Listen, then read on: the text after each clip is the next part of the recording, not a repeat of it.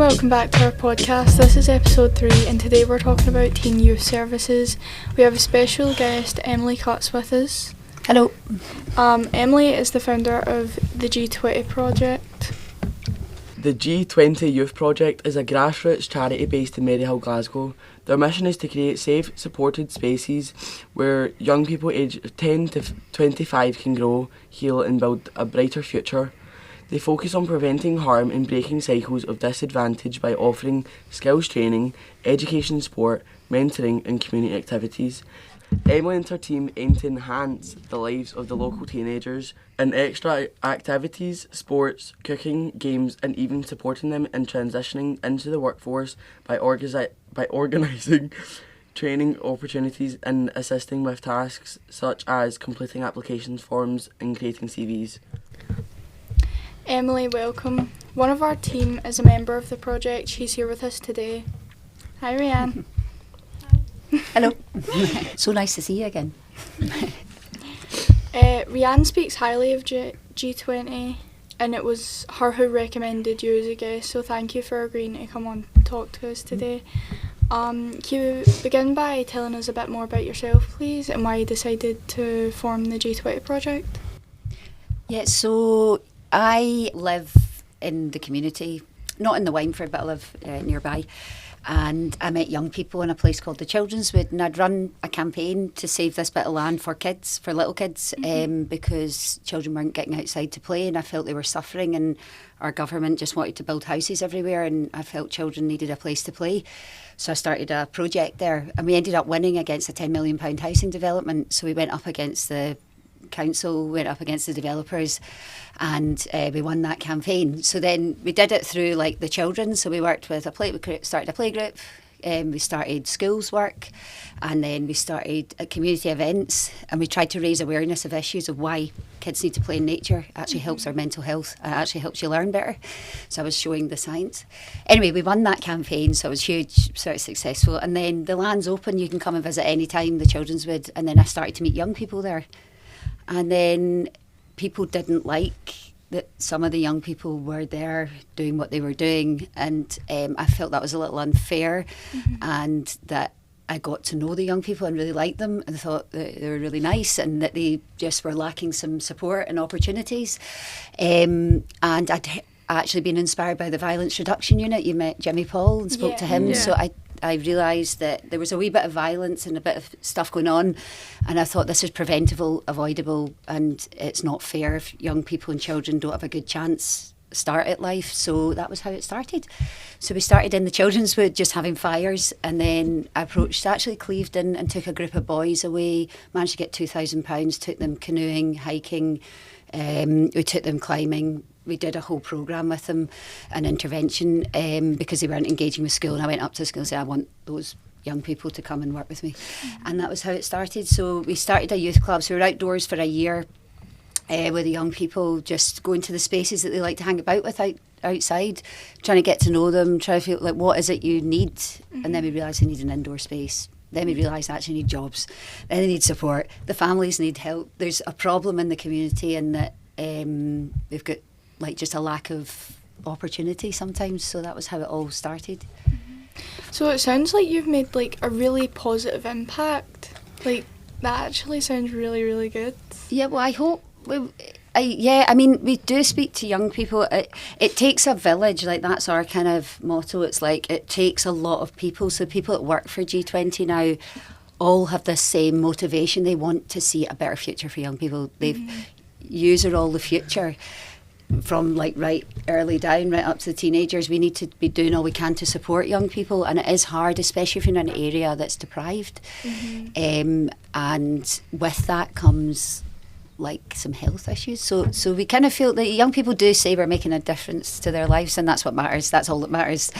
It's very rewarding. I guess I kind of feel young people are quite stigmatised and quite judged, looked down upon, and not always, but I feel there is a discrimination if you're out just because you wear a hoodie or just because you look a certain way. We can be a very judgmental society, and I also think our young people really have, just so much to offer. And so I wanted to shine a light on that. I struggled myself at school. Like, I didn't grow up in a scheme, but I had difficulties with health, and then I had the difficulties with like being quite badly bullied by a teacher. And it really stayed with me. And I remember thinking I never want anyone to feel this way. So that kind of drives a lot of what I do as well, is I want young people to feel good about themselves and proud of themselves and to achieve what they can achieve. But you kind of need a support. I've recognised you need a lot of people behind you to like champion the young people along. So that's what motivates me. And just, I don't want to see any young people dying too early. I don't want to see young people getting into addiction. I don't want to see them going into jail, because nobody wants to go that way.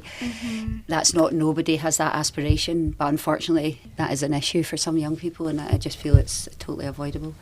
I do really agree on the judging part. I feel like a lot of young people get judged because of the way they dress or the way they react to things. A lot of people just get harshly judged nowadays. Yeah. Have you had that yourself? I mean, do you feel that as a young person? I don't know. Have you? Or do you notice other? Yeah. I have, yeah. Yeah, kinda. Even just, I went into a shop with a young person. We got followed around the shop, like we were in shoplifting. We had some money. I was buying him some shoes. He got some funding, and I've never experienced that before. So. And I'm assuming it's because I was with a young person. So, and, you know, just that kind of thing, you know, just being suspicious of what they're up to. Like no matter what shop it will be, like you just randomly, just even walking out of Tesco, like a couple of your friends, and just get followed about. Yeah. So it's, that kind of thing. Yeah, I think it is very difficult, and not even in that way. I think in school, I've noticed some of our young people, they don't, not all of the young people we work with, but a lot of them don't go to school. Because they're not feeling included. The things that are going on in class aren't things that maybe they want to do. Yeah. Or that they're not really academic, but they're very good at like maybe social enterprise. That's why we started our social enterprises. Does that kind of ring a bell with you guys? Yeah. See, when I was in school, see the teachers, most of them, they wouldn't teach us anything. They would just let us go on our phones and do whatever we want. They wouldn't teach us anything. My mum was raging with that. That is shocking, because it's almost like the expectations are very low for you. Definitely. Like, and I feel our expectations should be really high. Like, one of our young people who went to a school had said she sat in the corridor, right, because she couldn't cope in school. She's got additional needs, and she said, I was quite upset that nobody ever asked me to come into the class. They just expected I wasn't going to. So she wasn't encouraged back in, because I think an expectation was, she just doesn't want to come, but actually she would have liked someone to try a wee bit harder. And I guess it is hard for schools, but it's sad that you've felt that way, or this person I know has felt that way. Like, this is your childhood, your youth. I know. Yeah. I used to not be in school that much, but I'm part of this special group now where we're on a 2-day time schedule, and at the end of like exams and prelims, we're hoping to have job experience in the middle of that. So I'm in a Monday, job experience on Wednesday, and a Friday, and a Friday's a half day. And I just find it like better, like really easier to cope and go into school. That's a brilliant structure you've got, because what I notice is sometimes young people are on a part-time timetable, but they've got nothing to do. So then they're kicking about the streets, and then it's maybe unsafe, or they're going home and parents are having to work, or it's maybe a single parent, and they're having to come home. So it's really nice to hear that you have a structured programme, and that's what we're trying to work toward. We do some schools programmes, and we're planning a few for next year. We've got some local schools coming, and I feel that that's a really good model for if you're not wanting to do like maths, English, but you maybe want to be an entrepreneur, you want to get into marketing, or this kind of thing, then this is a good opportunity. Yeah, it's good your skills doing that. So what would you say G20 does for teenagers? So we have a youth club. So we have a youth club on a Monday and a Thursday night. We have 5 to 6, 6 till 7, 7 till 8. We've got 3 groups on a Monday. At 5 to 6 we have like 10 to 13 year olds. Then 6 till 7 we have like 14 to 16. Then 7 to 8 over 17s.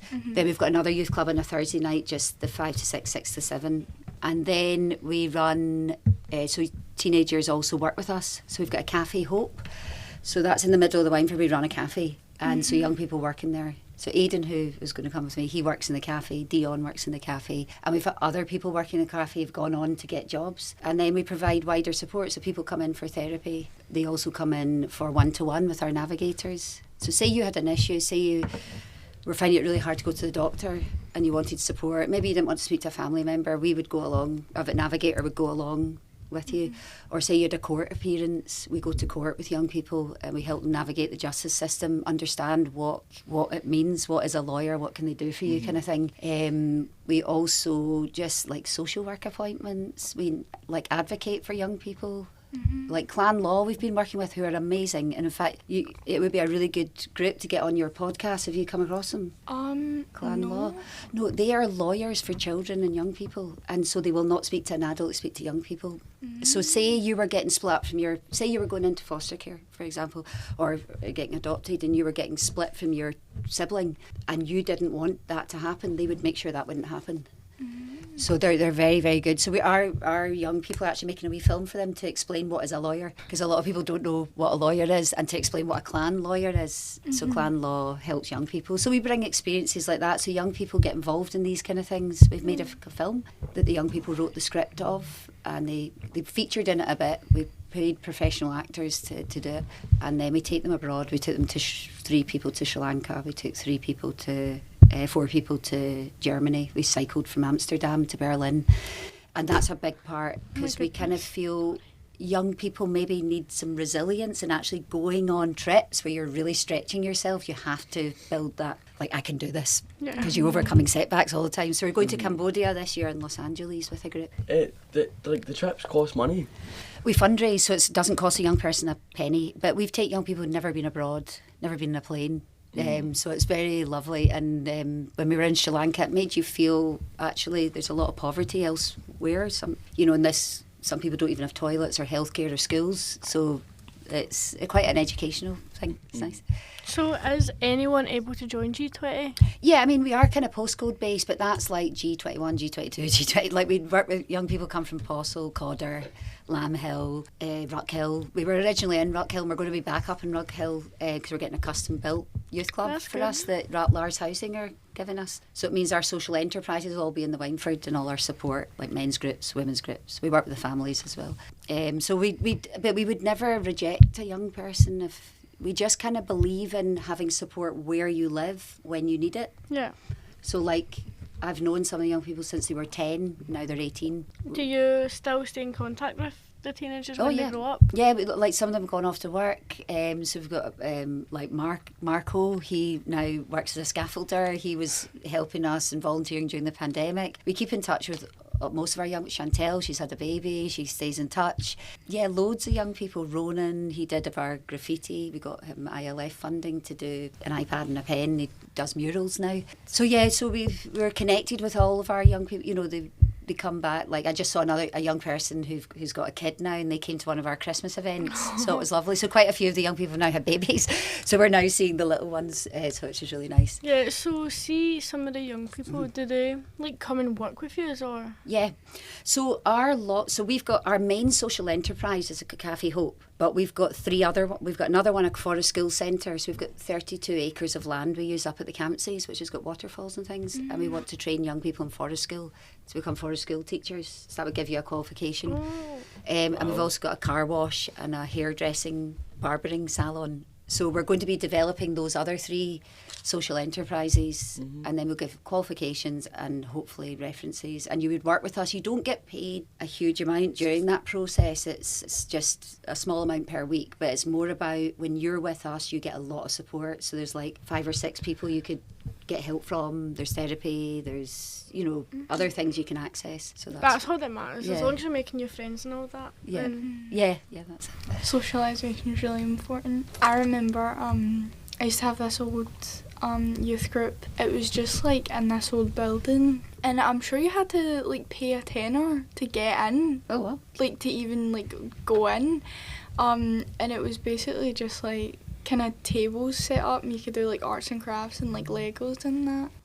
That's kind of what we do, but we don't charge anything, we keep everything free, just so it's not a barrier for people. So like last night we did a Christmas quiz. It was really funny, like still game, like we had different topics and things, and then we made like wee marshmallow, like because the young people choose like the reason we have what we have is because young people have wanted it.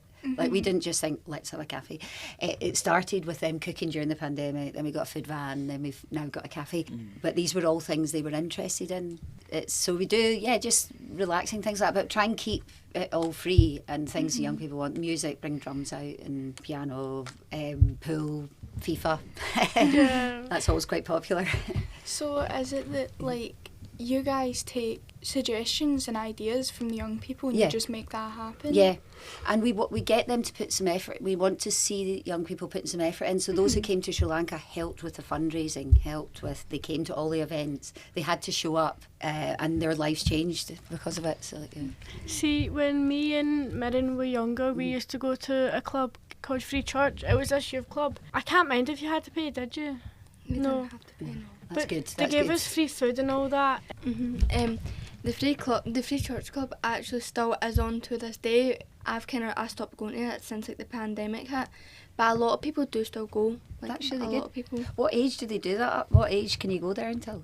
I think it's like 16, 17. 16, yeah. Because I think that's an age I think is really interesting. I don't know about you, that 16, 17 age, and that's why we started our social enterprises. We felt we started to lose our young people. Yeah. But also because they don't want to just come and hang out, they actually want other things.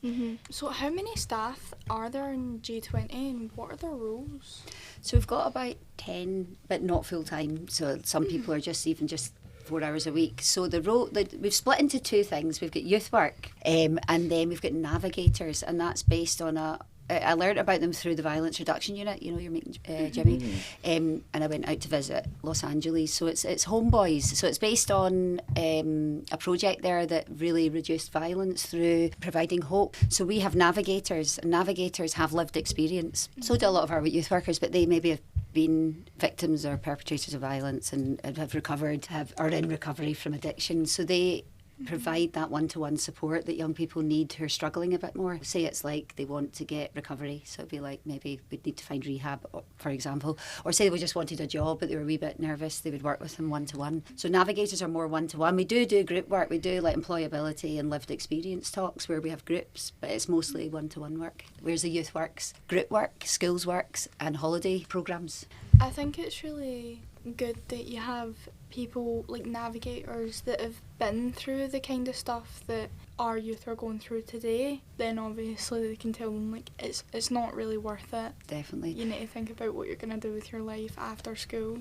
Lived experience, I think, is the best way to make a change. If you can see someone like you who's managed to overcome setbacks and live like a good life, I think that's more powerful than anything. And in fact, you know, we're trying to help our young people to be mentors as well, because other young people will look up to older young people more than they will an adult. So yeah, I'm totally with you on that. I mean, that's such a big part of what we do because relationships are everything. Roughly, how many teenagers attend the project and like between what ages? So it's between, our main focus is 10 to 25, so we keep it that because we want to really make an impact for those young people at that age. There's other youth clubs locally like Shaky, which is brilliant, which work with little young kids. So 10 to 25. We do work with, or we're connected to about 400 young people, but it could just be we're in touch and the person isn't engaging in our services but wants a hand, or you know, maybe gets in touch every few months because there's an issue. But at our youth club we maybe get about 20 odd at each session, so it's just quite a nice number. See, do poorer kids miss out because obviously don't have that much money? Yeah. And I feel that's a big driver. So see the community we're in, people are suffering a lot. Like the drug deaths are higher. You know, people die. We've had a lot of people dying in the community, and that's normal, but it shouldn't be. Like this shouldn't be normal. Definitely. So we're trying to say this isn't normal, and we should be angry about it, and we're trying to have an alternative. So yeah, no, so that's a big driver for us is making everything free and as much support as possible. Does socialisation help with anxiety and like antisocial behaviour? Yeah, definitely. I think so, because everyone's on their phones so much, me included, like adults and young people. But young people have it hard because you've grown up with that. So we're making a big effort to have real world experiences. Well, I think it's actually really good that you have a therapist involved in the youth group as well, because a lot of people nowadays really struggle with mental health, and it really affects their everyday life, like even just like small things like getting up and making your bed and cleaning your room, stuff like that. And I feel like if they've got something to look forward to like G20, That's a really good point. Have a purpose. It yeah, does. exactly. Yeah. I've been so struck just from what you're saying there.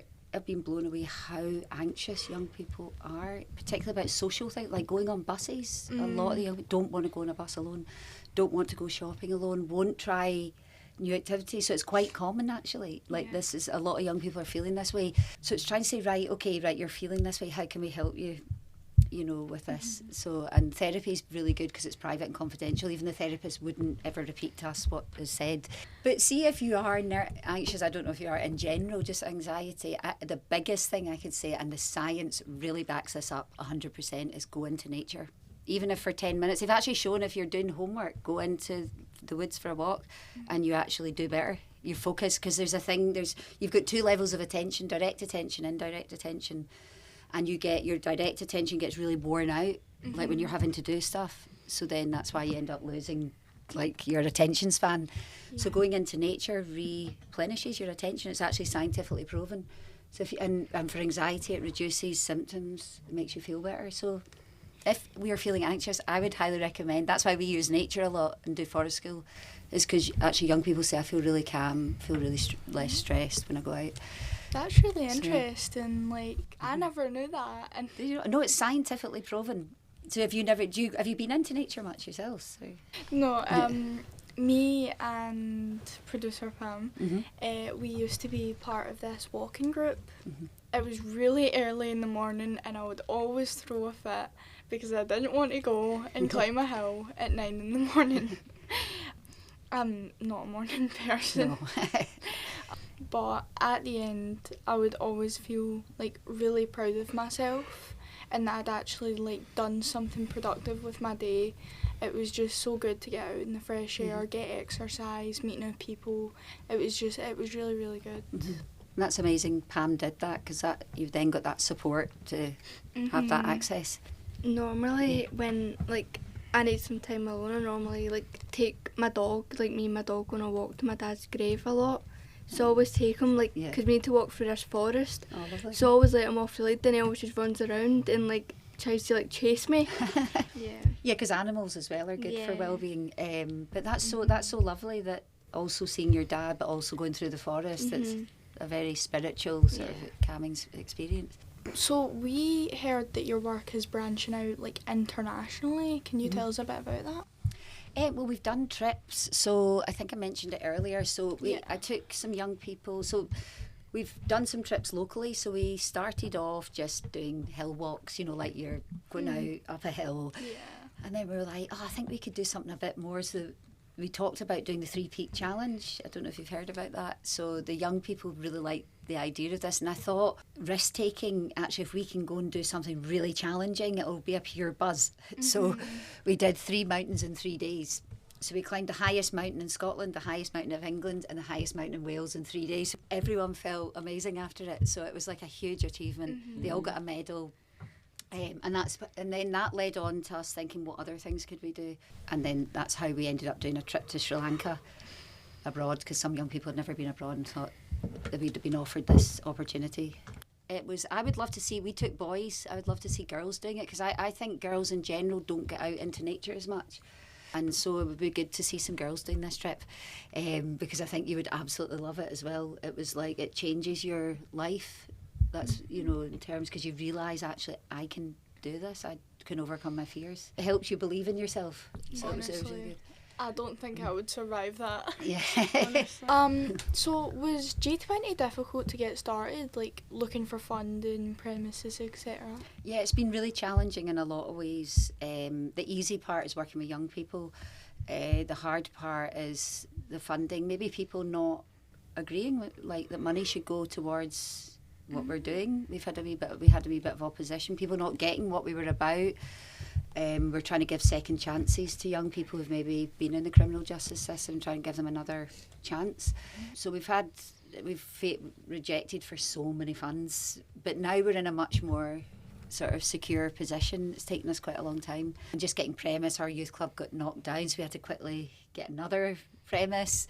And then we've got a wee community garden as well. So we're trying to do quite a lot, but it's all focused on helping young people and these sort of 3 things that we do: wider support with youth clubs and all that, adventure and nature, and work, like jobs like the social enterprise. So what advice would you give someone that was looking to start like a youth group like yours in their own area? Well, I really took the Violence Reduction Unit's message to heart, right? And I really believe in this. If you want to achieve anything, start where you are, do what you can, and use what you have. We just started simply by talking to young people. What is it you want? You know, what's getting in the way? We also observe behaviour as well, and you know, if young people have had a lot of trauma, it can come out sometimes in ways that look like they're violent or they're mean and nasty, but actually they're hurting. So that's it. So we were kind of looking out for those kind of behaviours. So I would say start with educate yourself a wee bit about trauma and that kind of thing. Just start where you are and just get to know young people and work from there. That's it. How do you cope with bad behaviour? We have really strict boundaries, and we have you're out straight away if certain things happen. So we're zero tolerances at violence, drugs and weapons and alcohol. If they come into the club and any of that's happened, they have to leave. Sometimes it's a 3-strike warning if it's like just a bit mischievous behaviour, and then it's 3 strikes and you're out. But we find young people are very respectful. Obviously we can't control what they do in the community, and we don't listen to gossip, so we just can control when young people are with us and when they're in our space. But we are very boundaries and being consistent with them. What did you do before G20?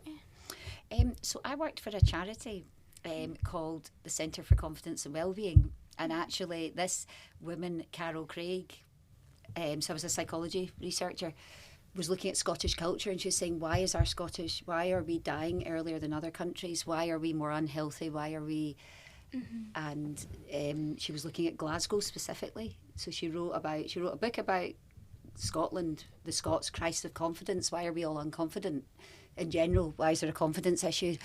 And she looked at history and looked at our religious history, and then she wrote a book on trauma because she was abused as a kid, sexually abused. So she wrote a book on trauma and how that impacts children, and she also wrote a book on inequality, income inequality, and how that affects the more unequal we are, everyone suffers. So I really learned a lot from working with her, and it informs everything I do, because I feel even just growing up in Glasgow, you could see all of what she was talking about. Like, it was like, don't stick your head above the parapet. Don't stand out. So a Glasgow thing is, do not try to be different. People will shoot you down. But she talks about how that's held us back. And then things like, you can tell the criminal from the look of the face in his crib. That's another religious thing that's in our culture. So you can tell a young person's bad by the way they look when they're a baby, which is obviously wrong, but this is like our history. So she was saying, she was looking at our culture, and that rang a bell with me. I hate how people like judge people by their looks. Yeah. Because believe I've been there and all that, but it's horrible. Because for example, someone could like be wearing like clothes with holes or something, and then somebody would be like, look at that tramp or something. I know, it's horrible. How shameful is that, to be called a tramp? Hurt people, you know, hurt people will say hurtful things. Yeah, definitely. But I feel our culture, and this is what Craig said, my boss, this is who I was really inspired by. She said, the way we treat poor people in this country is disgusting. Like, we're so shameful. People are ashamed, whereas in another culture it says, oh, I'm just poor, but I can get out of it. You know, it's not like there's any shame attached, it's just I don't have money, you know. Whereas here there's a kind of shame. So And that was partly with the young people. Like, I felt they were getting judged in a negative way, and I didn't like that. What hours and days are the centre open for? So we're open every day except for Saturday, although a Cocaine Anonymous group's in on a Saturday morning running a group. So our cafe runs every day except for Saturday. And then our youth club's on Monday and Thursday night. And then we've got other things like citizens advice are in our building to help if anyone's got issues. We've got a women's group on a Tuesday night for over 16s, which is brilliant. It's such a lovely group. Our oldest is like in her 80s, youngest is like 16, and then we've got a men's group which is based on Men's Matter Scotland, like a mental health group for men, which is a peer support group. It's really good for mental health. And then and that Thursday the youth club. But during the day we've got a kinship group for kinship carers. Community bingo's on a Friday, and I'm sure that and therapy on a Friday. Therapy's on today, and then the barber and the car washes as people want. So, I think the men's mental health group is really important as well, because a lot of the time men's mental health is overlooked. A lot of people think that like men need to be masculine, like you can't show any feelings, or like you're not a man. And it's just not true. I feel like a lot of people now are starting to like trying to get rid of that mindset. Yeah, I would agree. I mean, the nice thing about the men's group, they all give everyone a hug when they come in. It's like very, just we talk about feeling. We do a thing called a kit bag, which the women do, the men's do it. And it's basically to talk about your feelings, like how do you feel today? And everyone has a chance to speak, and it's something so simple is actually very, very effective. You know, it just gets a weight off your chest.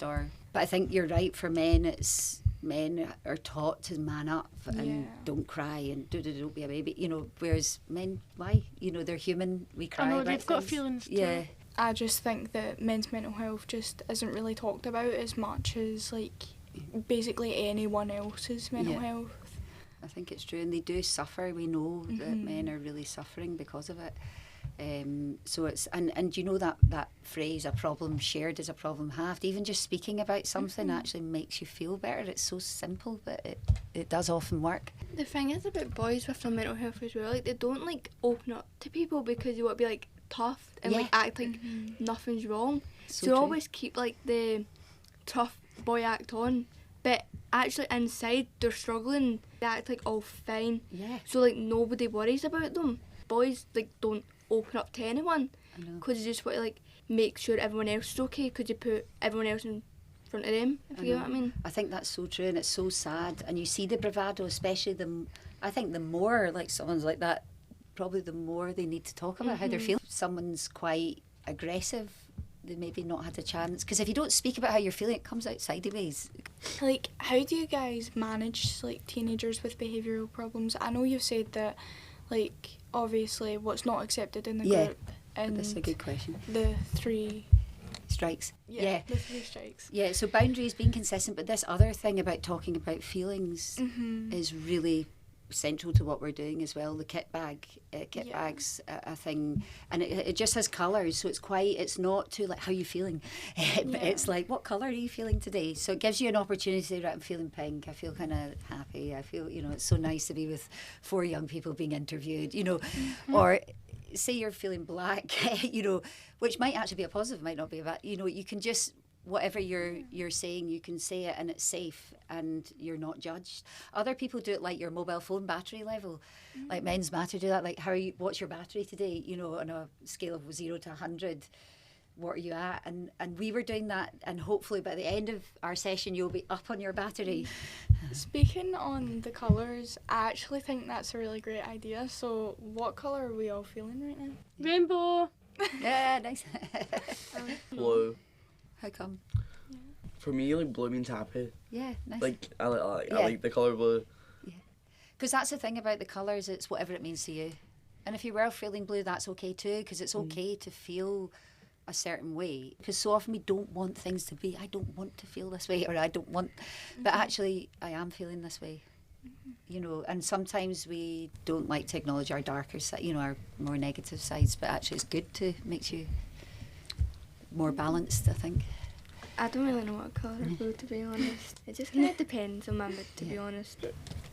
I'm feeling quite pink. I'm really happy to be here and that we're getting this podcast done today. So, yeah. Did you just play a cricket in my ear? Oh my goodness. Oh. So what do you think of the idea of like our podcast? Absolutely love it. I think it's a great idea. And also it's good to hear from young people. It's so nice to see young people thinking deeply about things and that it's coming from your perspective rather than an adult talking about young people. You're talking about the issues because you know, we don't know. Like, it's brilliant, and I hope that you can promote it more out there, maybe get more young people involved in it. Our aim is to like give teenagers a voice and let them speak out about what they feel about relevant and current issues, and that's why I actually liked how most of your like projects are like thought up by young people. Young people want to do that.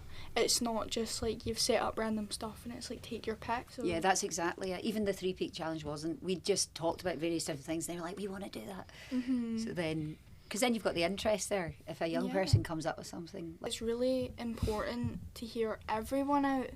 People just kind of skip over teenagers. Yeah. Because it's like, well, your brain isn't developed yet, so... I know that used to Don't annoy me listen, so yeah. much. I was young, you're only 15 Yeah. and you're not getting views. I'm like, no, I know what I think about things. You know, like you probably all have a view on what you think.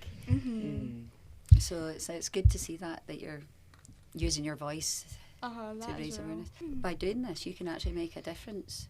By sticking your head up, trying something new and say, well, no, I'm not going to. Whatever you're saying, don't listen to that. You know, that's you. So I think that's really empowering.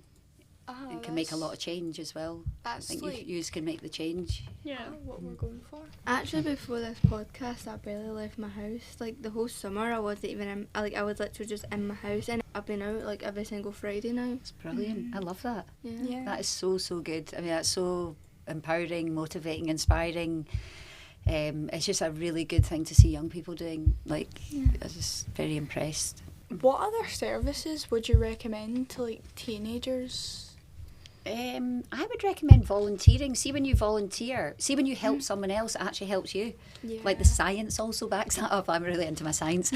But like they've done research studies, and when you actually volunteer and help someone else, it can give you a wee sense of helping back. But services, I don't know, like we've started our own services because we realise CAMS, the waiting list is so long, so that's why we have a therapist ourselves, so we can just bypass that. So I guess trying to access youth clubs, find which youth club's near your house.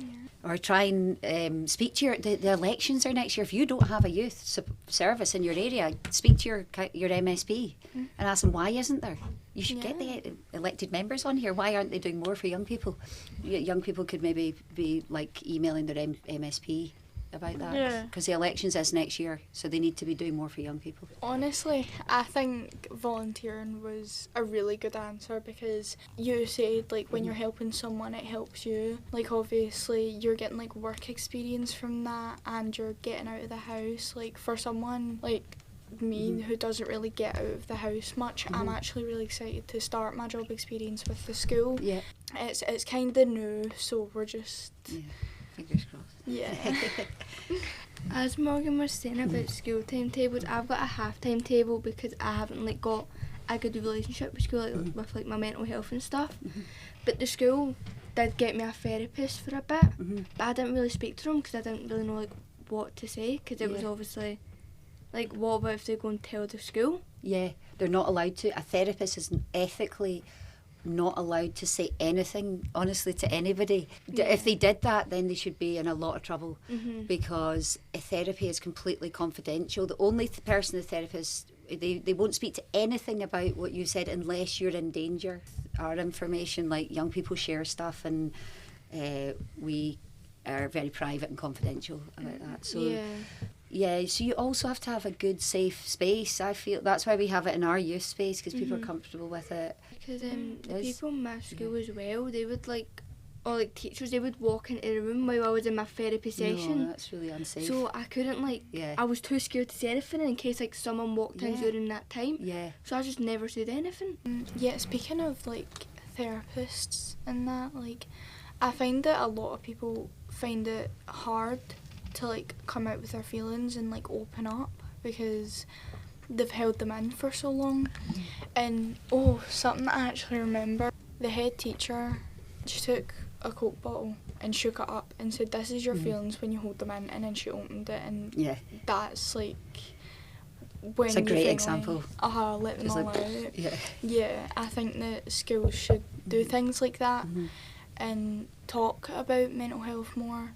Some areas like don't have really good projects like yours, like G20 youth groups, like they've got basically nowhere to go to with all that stuff. Yeah, it's so true. If like you've got to, the thing about therapy, I think, is that trust is at the base of it. You've got to trust. And if you've been let down because you've said how you feel and you've been shamed for how you feel, like if someone's put you down for saying I feel this way, it might be hard to trust somebody. So you've got to build that trust in, I think, so that people know they're safe. Yeah, and that actually takes quite a lot of work. Sorry. Yeah, so I go. It's like that with school as well. See, school don't care about your mental health or anything. We discussed this on our last episode, I'm sure, or the episode before. But the school do not care about your mental health. All they care about is your education, and it needs to be talked about. How, like, for example, you could be on the verge of like harming yourself or something. And the school would end up saying, "Oh, just get a wet paper towel." The most pointless stuff ever, man. That's so. I think some schools maybe do it well, and it'd be good to see if some schools are doing it well. I feel like it just kind of depends on the situation. Like, mainly depends on who you tell. Because like you can obviously like trust a teacher, but then there's also some that say you can trust, but they just don't. Like, I don't know how to explain it. They just don't really go along with it. There was this pupil support teacher named Jacqueline in our school. She had her own little special room, and basically she was just like there if you felt overwhelmed, you needed someone to talk to. She's actually left now, sadly, but I think it was actually really good to have her around. For some of the people that actually did really need her support, I think like that was really good for them. Yeah, having a safe person. We've got someone called Hazel, amazing woman, and everyone, like, she's worked in multiple schools in the area, and every school should have a Hazel, because I hear so many good things about how she works, and how she's helped young people, and how she's made them feel safe, and you know, in school, everything else in school wasn't good. That was the one good thing. So that's a shame she's left. Have they replaced her with somebody else? What? That's terrible, because that is the one thing that could help some children who are really struggling. Yeah, absolutely. And if you've had like bereavement or trauma, or you know, like someone that they need to go and talk to, you know. Yeah, my school done that as well. We had the same as Morgan, but her name was Melanie, and she was always there, and she done like this like youth group as well in our school. So period 6 and 7, like the end of the day, they would take us out, and they would like take us on like nature walks and take us to like Tesco and stuff. That's a shame, because it sounds so valuable from what you're saying, and then what I know of the young people who've benefited. And I met Hazel, you know, so it's, I wish they would look at the funding for that. So is it cut in just your local authority and all local authorities? Well, I'm not really sure, but I feel like when Jacqueline obviously left, like, she used to be the reason that people would come into school, and ever since she's been pulled away from all schools, whatever, I never actually see people that I know that used to go to her. Genuinely, the only reason they would come into school once or even twice a week, and now it's just completely changed. That's really sad, because it's a shame, because it might be the thing that could help someone try and move on somewhere positive, you know, like that link, having a positive link at school. Now young people are being let down, which is really quite sad to hear. Like, it's upsetting. It's quite upsetting. Because there was sometimes, I was also one of the people that needed to talk to Jacqueline. Like, I was really just struggling with my own feelings, and I just didn't really know how to deal with that. Some people, like, just don't like to talk to their parents about it. I'm not that way anymore. But I will admit, I kind of used to be. Everything that I hear my mum hears, like, as soon as but I'm it is told. kind of normal to not speak to your parents about things. It is kind of normal to need someone out with, I think, to sometimes talk about stuff. I know my kids don't talk to me about certain things, we'll talk to their friends about, or talk to each other about. But also it's really nice if you do have that relationship with your parent, but I don't think everyone has that. Yeah, so I think there's a value of having someone, even if you've got one person you can talk to, that's all you really need, I think. It's one safe person, you know, so it's a shame. That's why it's sad to hear this person leaving the school who could be that safe person for somebody. So what advice would you give to teenagers who are like sitting at home and like they've got no job and no prospects? I think try to figure out if there was no barriers, what would I want to do? If I could do anything, to look for things that you could get involved with. I think, like I was sort of saying earlier, get into your local youth organisation, get involved. Usually youth organisations also have youth committees, so you can be like directing. So say there was an interest you have, you know, say you were really into podcasting, you could you know, start a podcast at the youth group, you know, and just try and make it happen. What I would recommend, don't sit about waiting for someone else, don't blame others for things going wrong. You have the power to make the change. Like, you don't sit about waiting for anyone else to do it. Just try and be proactive.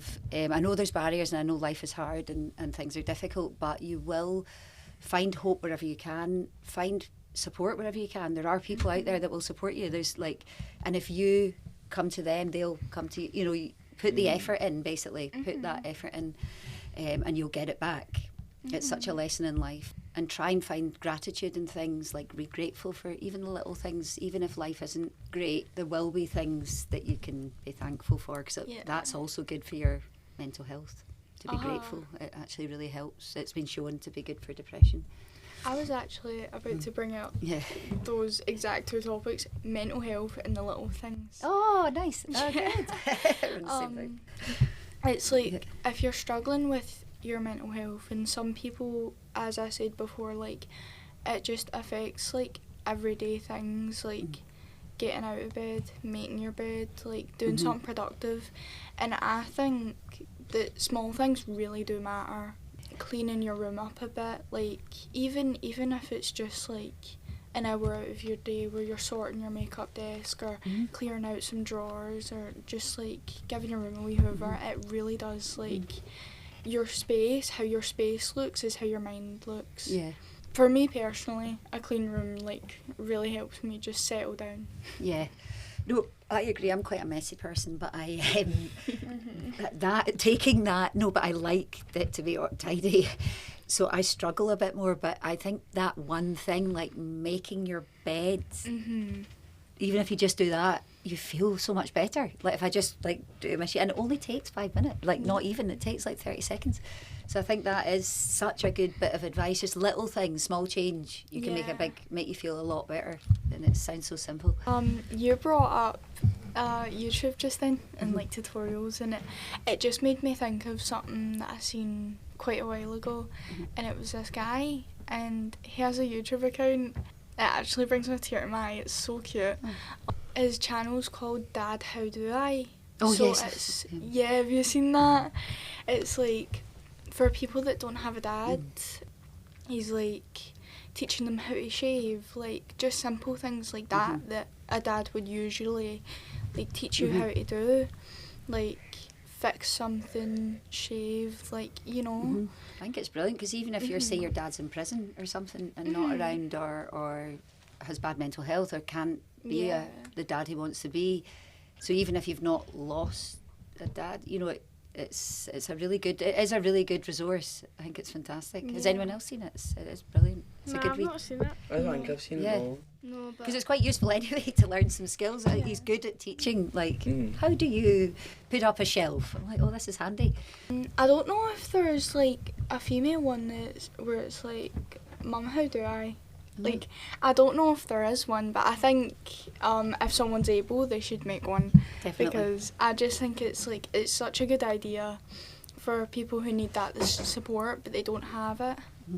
So, where do you want the organisation to go in the future? I obviously want us to be like lasting for a long time, and our social enterprises to grow. we have a young person and I have been talking about a project we'd like to do in town. Which is a bit away from but it would be for all young people. It's just an idea at the moment that we've got, and about him helping with support. He's got a wee social enterprise he's started. He's one of our older boys, 22. So we've got a wee plan for a project in town, because then we could help other young people, not just at a local level. But we are very much wanting to stay local, because we feel that's the best way to help young people, because they can access us, like our young people in our community can get us when they need us. But yeah, just to last forever, for as long as we need to be. And maybe a young person could grow up and run the project or something. Yeah, that would be good. Someone to take over. Yeah. So is there anything you'd like to add or talk about the G20 project? No, just well, if anyone was fundraising, they could fundraise for us. Like if you were doing a kilt walk or something, you could go fundraise for our charity. If you were ever doing kind of fundraising things, because we're always looking for more support. Even our rent's £500 a month. Heating's about 500, so that's £1,000 before you've done anything, even paid anyone. So fundraising's always helpful. And I just want to say, I just think it's brilliant what you're doing, like the podcast, and I'll be following you to see who else you interview. And hopefully it'll last. What are you planning that this podcast will last a while? Hopefully, We're definitely. We did say when we get older, 17, 18 to 19, we were going to do senior in podcasting, and other teenagers would take our place for the talking teens as well. Yeah, and we're trying to get more and more guests on here. Yeah. Speaking of guests, if you would like to be a guest on our podcast, reach out to us on our socials and tell us why you want to come on and what is it you want to talk about.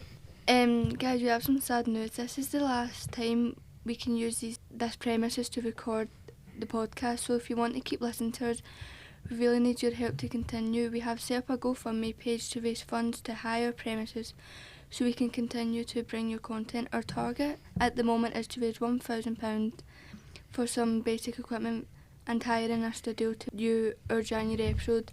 We hope you will be able to help us reach this goal by donating anything you can. The GoFundMe link can be found under our names, Talking Teens Podcast, or else find the link in our bio.